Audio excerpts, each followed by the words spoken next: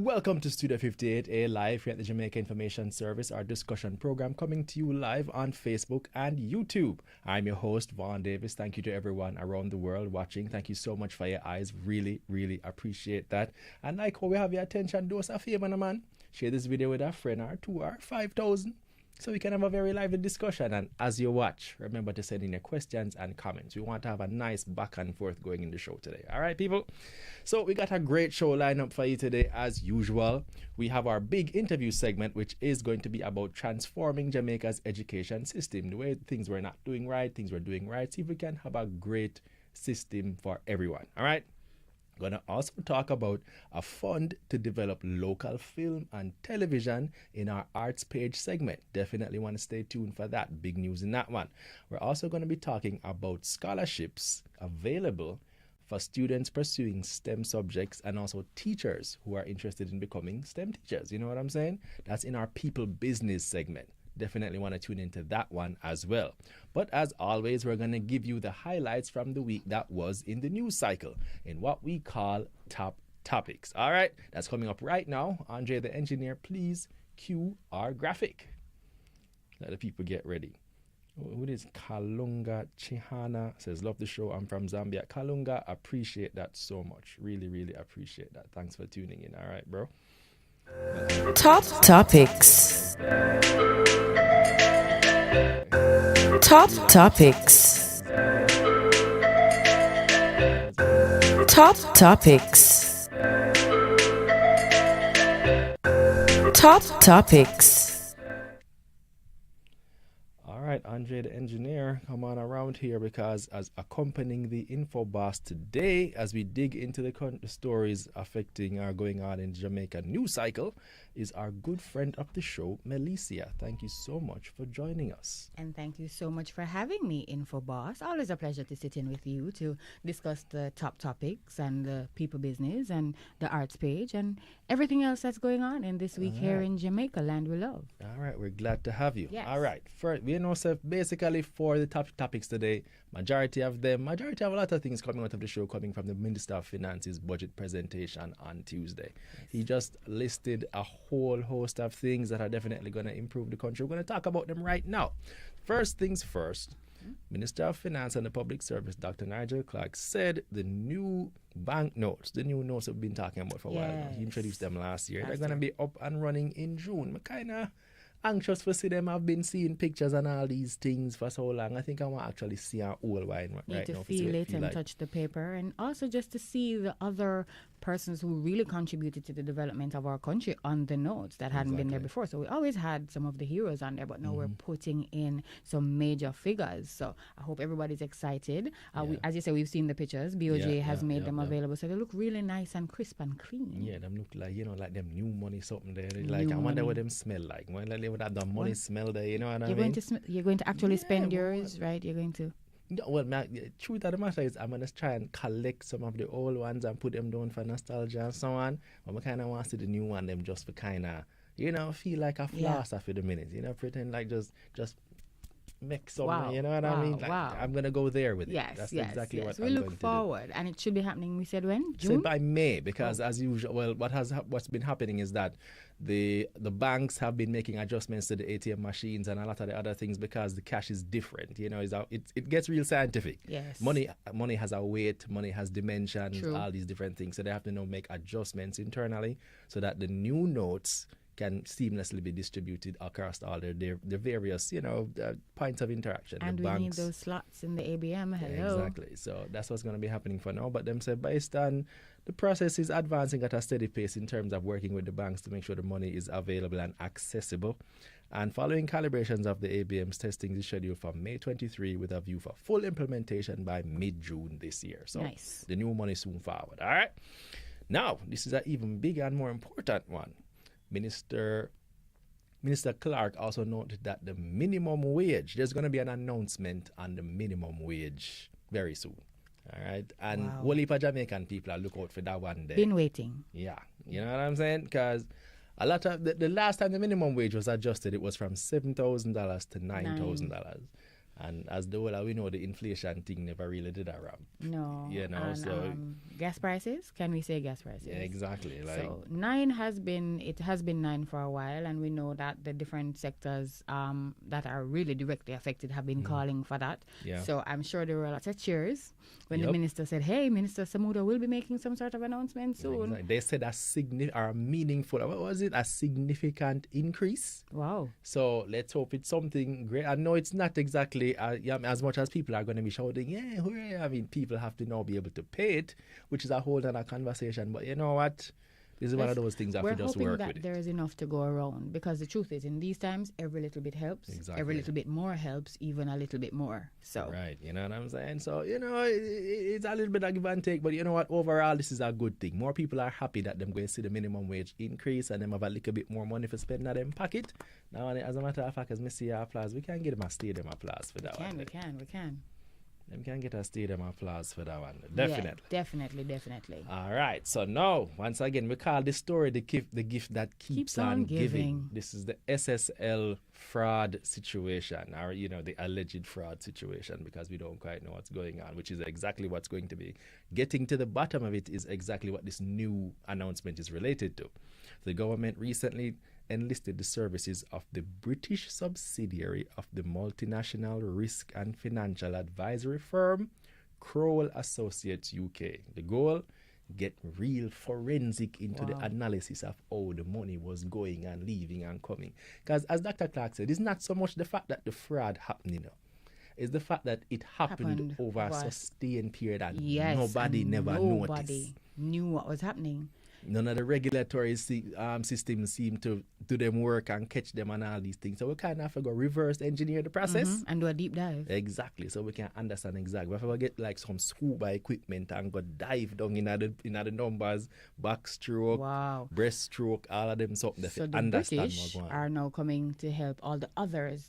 It's really a group effort then. Exactly. Remember, so the FBI was called in earlier. Oh, yes. So like if me was a criminal in a them situation, then me kind of figure start reevaluate my life and my decisions, and so you see all the reinforcements what them are called.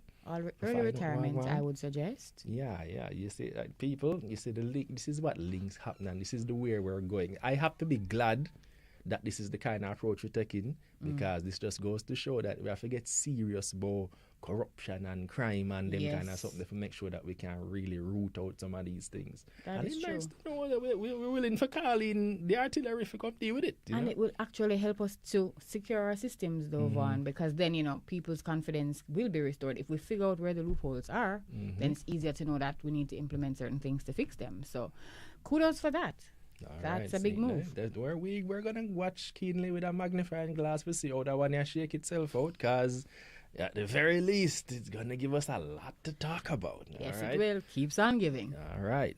Now, another really, really important one is that the minister announced that we're going to be regularizing frequently renewed contract workers in the public service and making them permanent. Because for those who may not know, you have a situation where people will bring you on contract and just keep renewing the contract, But you see, on contract, you're not entitled to certain things. Most of all, pension. Exactly. Plus, it also makes it difficult for you to do business out there in the rest of the island, you know, when you need to access certain things from like banks, and it's harder when you're on a contract, because they're like, you're not so stable. Exactly. And why would I give you a loan for argument's sake when I don't know when your contract will go terminate, where your cash flow will come from, all of these various things. You know, it kind of put you at a disadvantage. It does. And so there are persons who have been on contract for decades. You know what I mean? When you think about it, it almost seems vindictive when you think about it like that. You know what I mean? They can't just renew the contract. Soon as the person contract about to renew, they have to start take ulcer medication and all kind of, you know, get drink ECGs done. all of them something their heart palpitation, because them don't know if them they walk and them never tell the boss good morning yesterday. So them don't know if the boss are carry feelings for them over that I might decide for just, you know, we're not about to renew your contract and already. Go on. You know what I mean? Them things they're rough. You know what I mean? So the fact that they're, you know, and it's a massive undertaking. It is. Because right across the public sector, whole heap of people they're on contract, you know. So you have to kind of give the government kudos for take on that one. I hope it works. You know, I guess you have to just begin the process and hopefully rectify itself. You know what I mean? But it's a good look. It's a good look all the way down, and we'll just streamline everything. And last one we're going to talk about today. Well, let me just quickly mention that this contract, the process of regularizing the contract workers is going to, for the most part, or for the early part, is going to affect persons in the education system. This has to do with your cooks, your grounds people, canteen, exactly, and upkeep. the custodians, those people who are so essential to the work that happens each and every day, who clean up the school, who cook the food for the children, them who assistants to the teachers and the principals and so on. True. You overlook them and you would never realize enough of them are face it, you know what I mean? Yes, they are.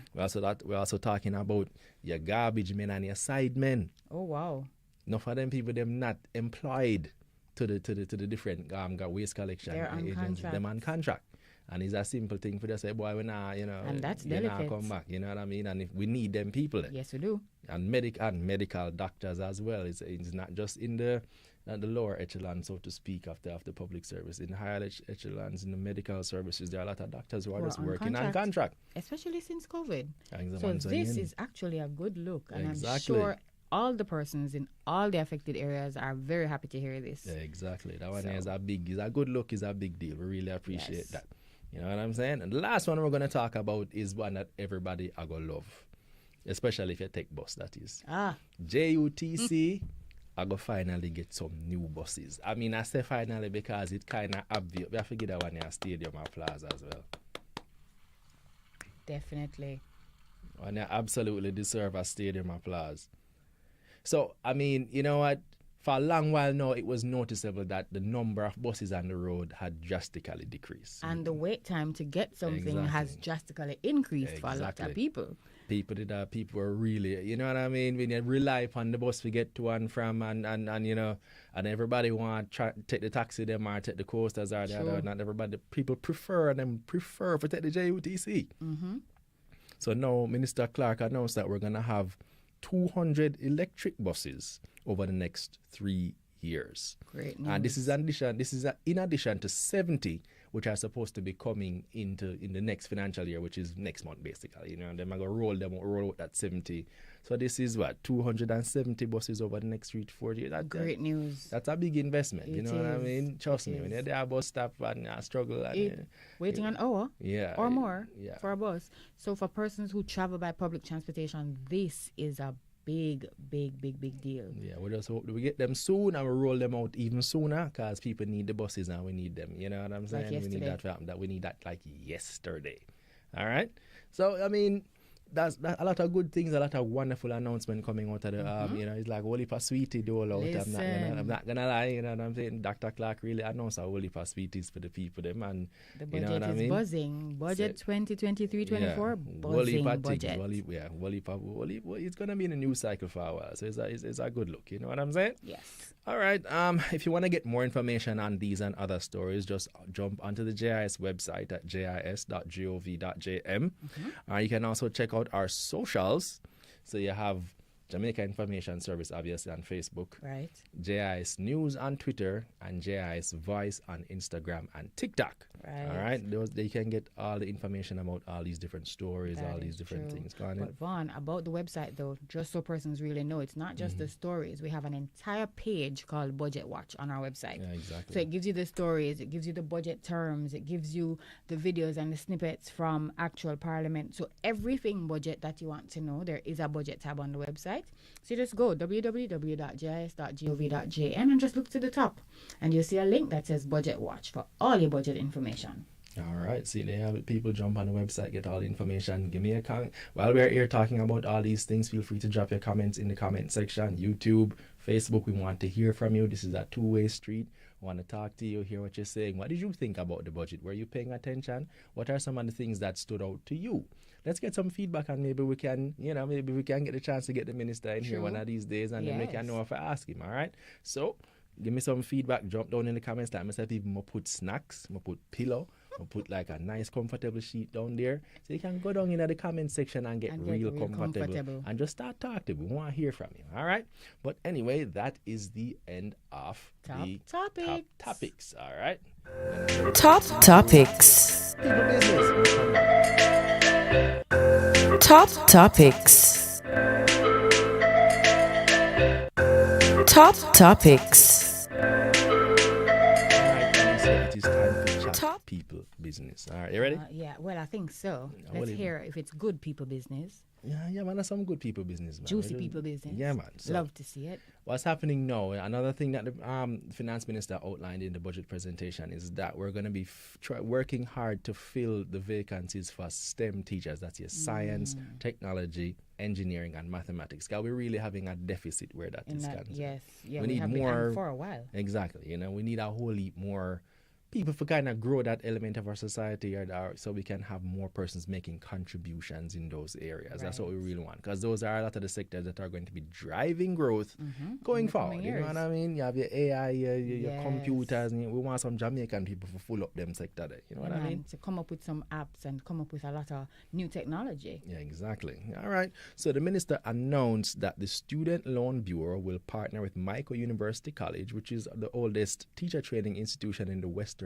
Hemisphere, by the way, in case you were wondering, to provide full tuition scholarships to develop 1,250 new STEM teachers over 5 years. All right, so we're going to try and boost up the numbers, which is a fantastic look. And we do need it, because, we've always noticed this is an area that we've struggled in, as you said earlier, right? So we have the deficit with the teachers, but we have kids who are interested. We have kids who actually want to come up in this. So I really hope this 1,250 actually hope they surpass this, that we have more people who come out of the training, and it just gets to be a really big thing, because technology is the way forward. We need the science, we definitely need the scientists, we need not the scientists, we need the engineers. We need all of those people who can come and make some contributions to some things that we never even see before, things that we can't even think of right now, because it take one of them them super intelligent people that come speaking of we'll flip it from the teachers to the students now, because the government will also provide UTech, which is UTech University of Technology, with a total of 1,000 STEM scholarships over the next 5 years at a total cost of $2.4 billion. And these STEM scholarships will be used to support Jamaicans from low-income households, which makes it even better. You know what I mean? A lot of the persons who want to get into these fields, a lot of the time the biggest barrier is me can't buy computer, me can't buy coding equipment, me can't buy the software, I just can't. Or like you want to change your old computer to a new computer and then kind of something. Not happening. But we love the balance though, Vaughn. So we're raising up the teachers, we're training the teachers and giving scholarships for those, and then we're giving scholarships for the people who want to study in these fields. So it's not just this budget keeps on giving. Like I said, budget did buzzy. You know it's what buzzy. I mean? A whole heap of things that are going on in our budget. And we love that. You know what I mean? To see it's all because, as we say, people always like go on and say that people like to go on and say nothing not go on in our country, but things are going on. You know what I'm saying? And it's a good look. If you're interested in STEM, if you're interested in any kind of technical or scientific or engineering or technology related subject, this is your opportunity to try enough up yourself. Yes. Whichever way. For one of these friend scholarships. Up your principal, friend up whoever you need for those, so you can get one of these scholarships and take advantage of this opportunity. One out of the 1,250, and how many scholarships for students? 1,000 STEM scholarships one out of 1,000 for students. or one out of the 1,250, but you can make sure that you fit in there somewhere. All right, That's see good that. math. And next thing that the minister announced was that 4,200 students who are on PATH, which is the Program of Advancement Through Health and Education, that's our social welfare program here in Jamaica. That's the one where we put in to help the persons really vulnerable, persons in, struggling, you know what I'm saying? So what he announced is that they're going to work with the Student Loan Bureau to ensure that students from PATH households, they're going to get non-refundable grants, which is money. I'm giving them some money. I have 60,000. I believe it was $60,000 each, but I could be mistaken. Let me get that right information and correct and get that to you. But what he says that are going to be benefiting from non-refundable grants from the Student Loan Bureau, valued at a total of $252 million. All right. Wow. So they're going to put some money in your pocket. That's fantastic. We could all use that. You know what I'm saying? That especially those of us who are at the, the lowest when you're pursuing, and also when you're pursuing higher education, because it can get a bit costly. The textbook, and all of the different something that we need for the money that come on. It gets expensive real quick. You know what I'm saying? It does. Another big thing is that persons on PATH will no longer need guarantors. You don't have to run up and down and say you want a stadium applause for that one day. All right. Because Vaughn, the guarantor was a struggle. No, the guarantor thing was a big problem. You know what I mean? A lot of persons, especially if you're not exactly in the best of circumstances and like you go out and interact with no whole heap of people. And I like I can Exactly. ask you ask the corner man, the man who sit down on the corner crush out him You and know, make to a be fair a reference all guarantor. the while. You know what I'm saying? So that was a deterrent for a lot of students, though, just finding persons who were willing to be a guarantor. Especially if I know that you're not necessarily, just think about it practically. If I know you're not necessarily coming from the best of economic circumstances, I'm kind of a little apprehensive for put my name on the thing Just for a you. You little know what I'm saying? Like, and I say, I'm not rate you, you know. I just say, Just a you touch of know, nervous. anything can go. You know what I'm saying? But this is a really fantastic look. It That is is. just one less hurdle. Yes.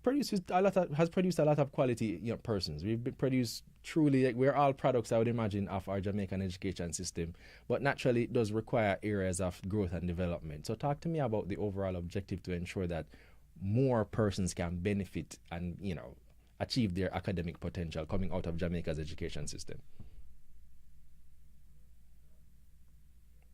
So the big objective is to improve overall outcome in education in Jamaica. We do have pockets of excellence. We have great schools, we have great students, but unfortunately, that is not something that is to be seen across or for the majority of the educational system. And therefore, the transformation program is about improving educational outcome by following or being very deliberate around certain key processes and initiatives. And importantly, we want to sustain it. So a number of the things that we are doing, we will be doing, will be of a nature so that the gains that will be made can be sustained going forward. So if you had to summarize them in broad categories, what would you say the areas of reform, the specific areas of reform will be? If you could just put them in, generic headings that, the man on the street, anybody can follow, easily.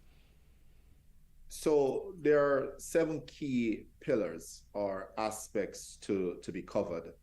They relate to, for example, governance, the early childhood education. That's an area that we have to reform, curriculum and teacher training. At the tertiary sector, we have a lot of work there to improve outcomes and to make it more equitable in terms of access and to, again, improve overall outcome.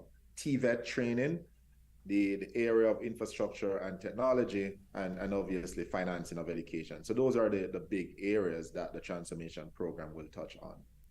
All right, and I guess what would be your I guess let me play the ideal game, in the sense that in the perfect world, what are some of the benchmarks that for you will demonstrate that Jamaica has, in terms of its education system, gotten to the place where the ideal situation or scenario? What are some of the things that we as individuals can look at and say, oh yes, this is definitely a first world, for lack of a better phrase, education system? So first and foremost, you could look at very simple metrics or KPIs. For example, the number of students who are passing mathematics and English language, right? So you talk about numeracy and overall literacy, right? So we would want to have near universal achievement or students successfully going through their math and English programs. So that's as basic as it gets. And then ultimately, we want our students to be internationally competitive. So that it's not just 10% of our student body, but a lot more. In other words, when you take the average student and compare that student to global best practice, then we can be very, very competitive. And ultimately, what we're trying to do is to improve the Jamaican. I wanted to take notes on what he's saying. All right, Ms. Dwyer, let me just quickly loop you in here now. From the ministry's perspective, looking at this report, and I would ask you the same questions from your perspective. What would you want to see what are some of the things that having attained the ideal, having really gotten there and reaped the success that we want, what will the education system look like from your perspective? Right. So thank you very much for that question, Vaughn. And I think Chairman Stokes hit the right notes. I think essentially what he has said, and I'm reiterating and agreeing to, is a really high-performing system, a system where our students are coming out of school ready for the world of work, ready to go on to further education, and really ready to take their place in the global economy, the global space. And in addition to all of those academic achievements, we really are looking to students who become good citizens of Jamaica. We emphasize now adding value to their personal and social development. And so for me, a system that is well-resourced, a system where the output are those students who will be out there being able to find their way into this new world. Let me ask you, Dr. Stokes. Let me ask you this. I'm going to ask you a question, but and don't take it right. I'm just going to be very plain. But I want to ask you, how bad is it? And when I ask it just like that, because I want to be able to establish in a very generic way what the problem is that you're fixing. Because as you mentioned before, there are pockets of excellence, but what is the scope of the challenge that we are taking on when we say education transformation? So one way or one metric to look at that I believe gives the scale of the problem is what we can call learning adjusted years of schooling. So pretty much we are supposed to be spending, anywhere, from anywhere up to about, 14, 15 years in school, right? That's what I mean too. And ultimately, in terms of the, what we're losing in terms of school years, it's about 5 to 7 years that we're losing. So in other words, students will go to school for all of these years. But when you analyze it and you measure the effective years that they have spent in school, there is a gap, there's a big gap. And so the objective is to reduce that learning gap.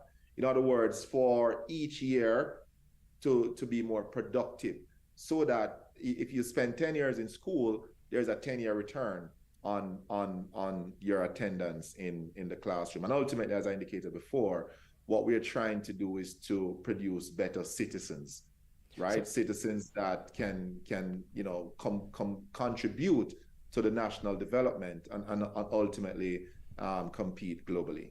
When you say, okay, so as I guess as a benchmark or as an example, you said 10 years for argument's sake. We spend I guess from 4 to about, I would say 18 or thereabouts are in high school, from basic school, early childhood to high school. What would you say is the value that our students on average are getting out of their educational experience in Jamaica? Because never mind the pockets of excellence, but on average, what would you say is the value I should say that they're getting in the years that they're spending now? Right. So if you start at 3, 4, and let's say you leave around 16, right? You're spending an average, let's say 12 years in school, right? There was a report that calculated what is called the learning adjusted years, and there's a gap in Jamaica of close to 7 years, right? Now, as I indicated before, that means that we have a lot of work to do, because that's a lot of time to not having a productive return on the time that people are spending in school. And ultimately, as I indicated before, we want to increase the number of students that are matriculating or successfully completing basic subjects, for example, math and English. Right now, the percentage is too low. And we actually have a particular crisis as it relates to our males. Right now, our females are outperforming significantly our male population in areas, for example, like math. I think we are one of the few countries where we have that dynamic of females outperforming males in subjects like mathematics. And so, generally we have an issue. And in particular, when it comes to our male population, we have a lot of work to do, given some of the social ills within our country. And therefore, when we speak of education transformation, it's not an esoteric exercise or a theoretical exercise, because that goes to it does sound that way when sometimes when you hear these reports, it does have that sound like it's just this grand pie in the sky kind of vibe. So you know what I mean? But continue. Right, but it really goes to the heart of our society. It goes to the heart of our issues that we're having with crime and violence, for example. It goes to our labor market and the economy producing or supplying the labor that we need to drive our industries. And what we're seeing that in key aspects of our country in our economy, we're not producing or supplying workers or adequate number of persons to take up jobs. So we have an issue. Some people will call it a crisis, and that is what the transformation effort seeks to solve. Okay, so the last question for you, Dr. Switzer, I know you have to leave. So the last one, and then I'll just quick to Ms. Dwyer. Over the short term, what are some of the short-term initiatives that are going to be undertaken to begin the process of the transformation? What can we see? What will the average person and the man in the street see in the next, I guess, 1 to 3 years happening in our schools, in the overall system, to see that, okay, yes, change has begun, and we're going to be charting a new path, so to speak?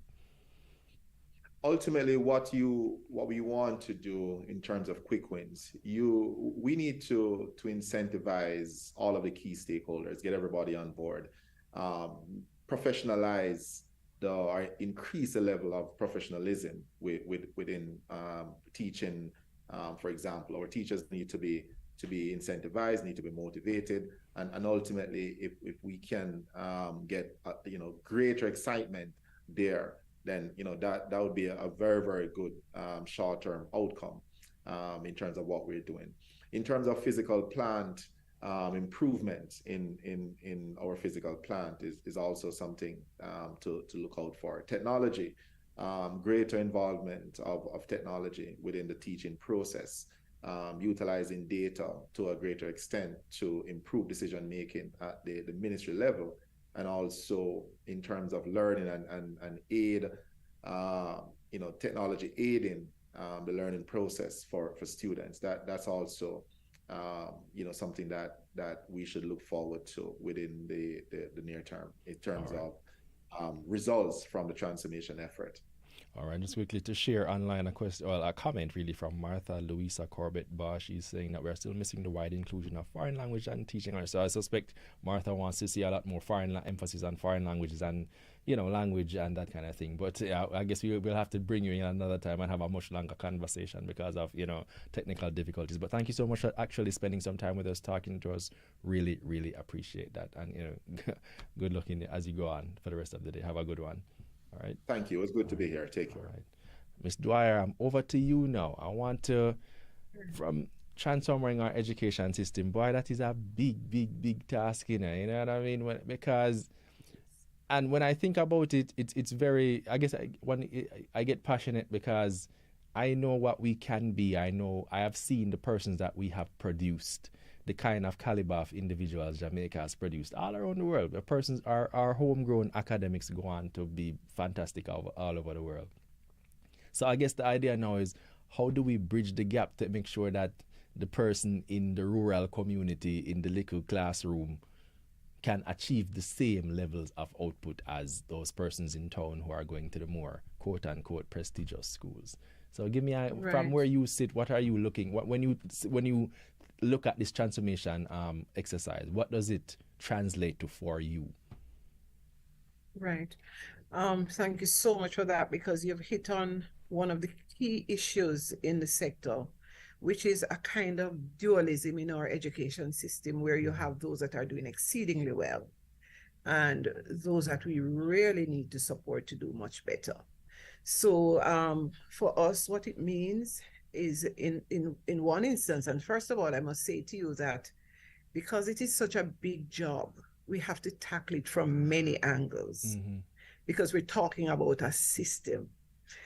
But one of the key things in terms of input in the system, we're going to have to be looking again at how we resource the system. So when we talk about equity in our system, we're going to have to make sure that those that have the least, we're able to prop them up in terms of what we pump into those schools. Talking about not just monetary resources, but I'm talking about the quality of the teaching that we afford to those students, the quality of the infrastructure, and their access to many other things that will help them to come up to where we would want them to be. So I think of resourcing as one big issue that we're going to have to look at. And I want to zoom in on the quality of teaching, the differentiation of the curriculum, and the curricula, in fact, because we have our special education curricula to deal with those students who are differently abled in the system. The person online spoke about the foreign languages, that we need to be looking more closely at those on the coastal areas who are more exposed to the tourism industry, looking at where we are in the Caribbean, how can we bring up the foreign languages so those that are so desired to go on to use the language as a vehicle for their success, that they are not deprived the access in doing so. So we're approaching this thing from many angles. It really is an ambitious program that we've embarked on, but what better time than now? Because education systems all over the world, though, Vaughn, they look for relevance. Times are changing. Yeah, absolutely. And even as you and I sit here, we know that jobs that we knew in the past, they no longer exist. The ways of communicating, they have changed. And so to keep up to speed and to keep a system moving and to keep a system relevant to the needs of the current generation, we definitely have to always be looking to change, to reform, to adjust, to meet current needs. So Dr. Stokes would have outlined for you the 7 areas that we're focusing on. Another big thing we're using to bridge the gap is the closing the digital divide. Yeah, I was just about to go there with you. Yes. Yes. Right. So we have a very ambitious broadband program that has been undertaken by our ministry in collaboration with other ministries like MSET and so we're looking to see how we can inject technology in the teaching learning process. We're laying out the infrastructure, literally, digging the roads and digging into the hills to make sure that we're bringing broadband and using satellite technology for the interior so that we can join up our students and our learners all over. So there's that. There's also the matter of providing, laptops for our teachers, laptops and tablets to our students and so on. So, for example, we shouldn't be in a position shortly from now where people are deprived of any kind of education that is available over the internet by a lack of equipment or a lack of access to the internet. The ministry is really working on that, and pretty soon you will see the results. We've started connecting schools and they've been giving us their feedback. And of course, in time you will see that's one of our short to medium term goals for transformation of the system. We're also looking to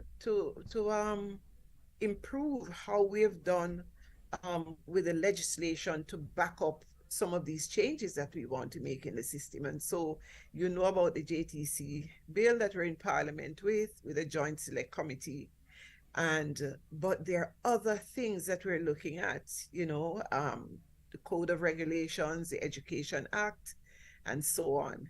From the school improvement side, a lot of work is being done right now to train and retrain our education officers, school improvement officers. They're looking at a new model of supervising schools and helping schools with their school improvement plans, to make sure that we're focused on learning that is relevant and giving the support that our teachers will need to help with the teaching learning process going forward. So those are some of the things, and that's really just a taste of what we're doing. When our plan comes on stream, we will have short-term, we will have medium-term, and we'll have long-term goals. And we're going to share that with the public so that you can keep us accountable and you can help us to track the improvements that we're making in the system. I want to ask you though, how would the pandemic have, as you mentioned, in terms of technology, but persons understanding the value or the value that technology can bring to the education system. I think we've understood for a while that technology helps the students to helps them to improve their outcomes. But one of the things that COVID taught us was that there are different children can learn in different modalities, meaning there are some who thrived in the system when we had to be away from class and we were doing online classes. Does the new report factor in that kind of shift in, I guess, paradigm in pedagogy? Me sound bright when me sound that word there, but that shift and to create to allow for those children who would maybe thrive in that kind of new technology aided world where they don't necessarily need to be in the classroom with a teacher. How was that? I want to know how COVID influenced things where that report is concerned. Okay. To be frank with you, it is a large part of the report because it was recognized even before COVID that we needed to close that gap in terms of utilizing technology to drive the educative process. And so it really is a large part of the report. And having gone into COVID and utilized the various modalities, we do see where,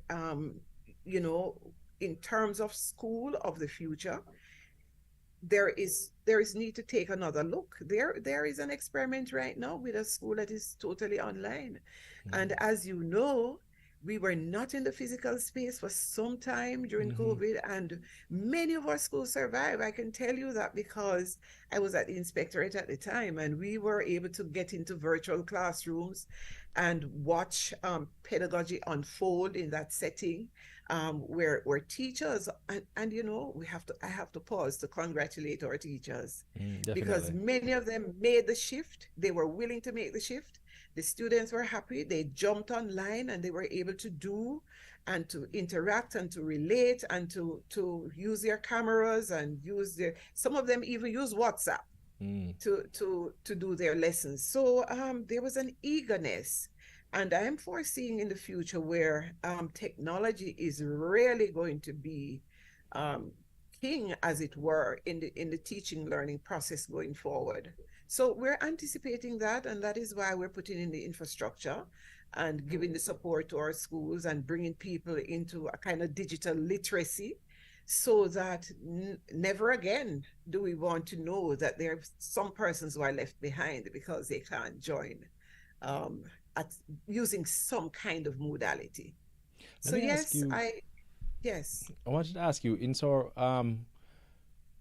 it's not just the public education system. I ask because there are many private schools and so on, and many who are trying to do different things. I just want to know about the seamlessness of the relationship between, in terms of the report, in being able to reconcile what's going on in the public sector as well as the private schools and so on. There's a seamlessness to ensure that this is a holistic thing. It's not that the government schools are going one way and then the private schools are going another, and they said there's a disconnect because some persons believe, there are many parents who believe that private schools are better because one thing or another or whatever. You know what I'm saying? They have these beliefs. So I guess I would like for you to reassure or reaffirm that the approach is not one that's going to leave disadvantage or public sector children relative to those who feel like they can afford better, so they're going to put their children in these private schools or where they're going to get a quote-unquote better education, if you understand what I mean. Yes. So you want my assurance that we are going to coexist. It really makes a lot of sense. It's one education system. We're piping education through various means. We recognize that. So some parents do prefer, let us say, a curriculum that is being offered in a private school. There is a dovetailing all the time. So if you think about our preparatory schools, most of the students who attend preparatory schools come into the public education system at the secondary level.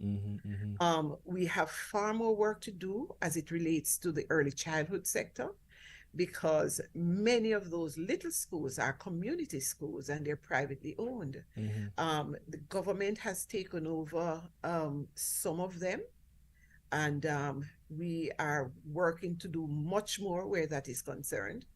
But of course, many of them receive support from the public purse now in some way, shape, or form. They get little grants for what they're doing, and we're working to certify and to register them.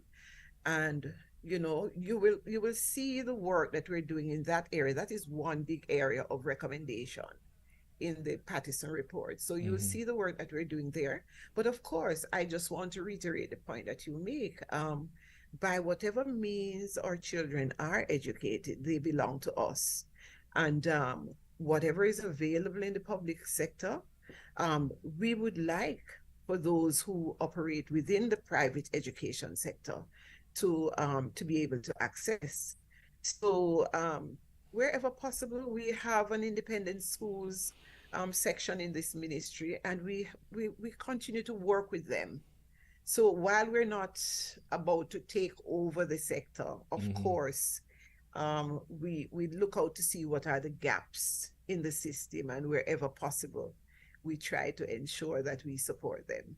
All right. As we kind of move to bring things down, the one thing I would like to know is, in terms of your systems for feedback from members of the public, because you don't necessarily want to, or some parents wouldn't necessarily want to feel like, okay, this study and this analysis was done and you're going to embark on these initiatives to improve the schools and overall system without necessarily facilitating me to come and say, boy, miss, I don't know if I think that are working, okay, but that might not work for my son or this set of children in this particular area because them not have this challenge or them have this challenge or whatever the case may be. So systems of feedback, and knowledge sharing, information sharing, how is that in the process? How is that being factored into the process?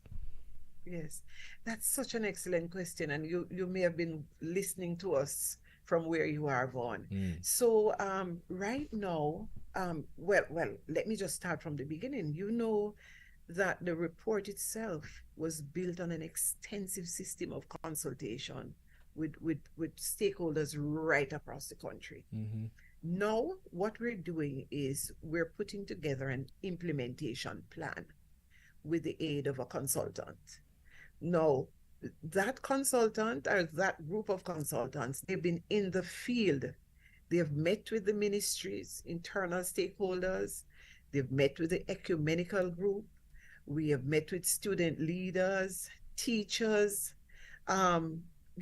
international donor partners, private sector groups, and all our education partners. And we are still consulting. Even as a plan is being put together, we're getting feedback. So we've hit the road already, and we plan to stay on the road. And periodically, we're going to be coming out through the e-talk to speak to the public, to give the public a chance to evaluate what we're doing and to give us feedback, real-time, meaningful feedback on how they feel that we're doing according to what's in the plan. And there's a monitoring and evaluation plan that will be done too. So what is different about transformation this time is that we know we are going to depend on the people of Jamaica to talk to us as we're working and to evaluate our work and to tell us, because the truth is, any system that is built on quality has to rest and rely on the feedback of the persons who are receiving the service. So this time around, we're not forgetting that at all. And we've been on the road, and we plan to continue to be on the road and to be very transparent about this process. All right, that's exactly why. That was kind of, as we kind of bring things down, and this will be my last question. It's a good thing that you start. That's where you ended off, because at the end of the day, people want to, those who take education serious in Jamaica, them take it very, very, very serious. Once you're a parent and you have your children, you want to know, so them are going to go to school and them are going to turn bright and them are going to take over the world and all these various things. They want to know that's going to happen. And so what would you like to leave people with, as you rightfully said, that this time around, this education transformation project, this undertaking is going to be executed in a way that we can all as Jamaican citizens be proud of, and be proud of when we go abroad and say, I didn't need to send my children abroad because the quality of our education in Jamaica is outstanding. I don't need to send them anywhere. They're going to learn and they're going to be trained, and they're going to be trained well here. So what's going to be, what's your sales pitch if you just book me up in the road and I just walk in, hey, Miss Dwyer, what's going on? Me say I do this education transformation thing. What are that about? Where I try to accomplish? I don't understand what I deal with. Because the school, them, not going for that school there around there. So, I don't believe in so when I go improve the whole system. What is your sales pitch to me to convince me that I should take this serious this time around? Yes. My sales pitch to you would be to say we are serious about resourcing our system in specific ways. And what I want you, the public, to hold us to is making sure that this time around we are implementing all the things that we said we would implement in short, medium, and long-term tranches. So look out for us, hold us accountable. We can't do this without you. I think there's a thing going on the ground that many people are not aware of. Every single day that we get up in the system, we have armies of volunteers in the form of school boards who go out there to make sure that our schools run. We have teachers who are committed and dedicated to the task. We have principals, we have workers in the ministry who are really dedicated. And I want to bring parents on board. I want to bring the communities on board to say, listen carefully to us. Take an interest in your school and help to hold us accountable to this thing. When we call you out to the stakeholder consultations, come out, give us your views, and help us to do what we say we're going to do. We need all hands on deck. All right, this is a Herculean task you all have taken up, and I don't grudge that fight at all. But I definitely commend you for taking it on head on. And, you know, I just appreciate the fact that there's recognition that every so often, because this is the second such transformation report, and it's just great to see that every so often you realize that change and analysis and reimagining has to be an actual part of the process itself of building any system. So once we see that every so often, we have to just take a step back from the system and look and say, all right, we could look on this. What's working? What's not working? How we can change this? What else we can bring in? That kind of thing. So just that approach alone in itself just shows that the focus is here. And it shows that you really appreciate that Jamaica's education system has a lot to offer to overall economic growth and development. So once again, kudos to you and everyone who's involved in the process. Just tell them, so we'll big them up. It's a whole heap of work. I don't grudge you for any of it.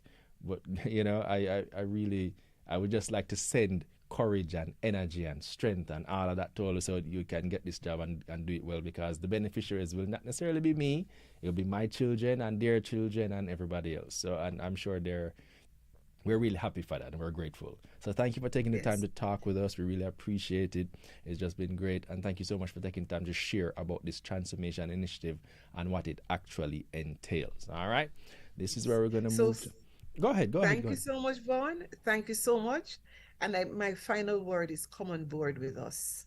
All right. There you have it. Ms. Dwyer said come on board with us. So when you see the PTA meeting, go to the PTA meetings. Take an active. Our children can only do as well as those who are actively involved in their lives. Take the interest to help them to hold the schools accountable, hold the children accountable, hold the system accountable.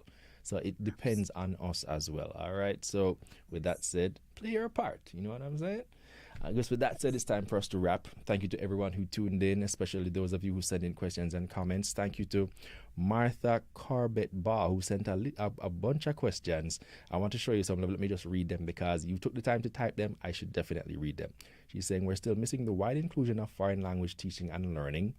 Foreigners continue to occupy many of the best paid jobs because they are bilingual, trilingual, and it must start at the early childhood level. So that's some feedback for you, Ms. Dwyer, that we need to incorporate a lot more foreign language learning into the system, and she seems to be very passionate about it.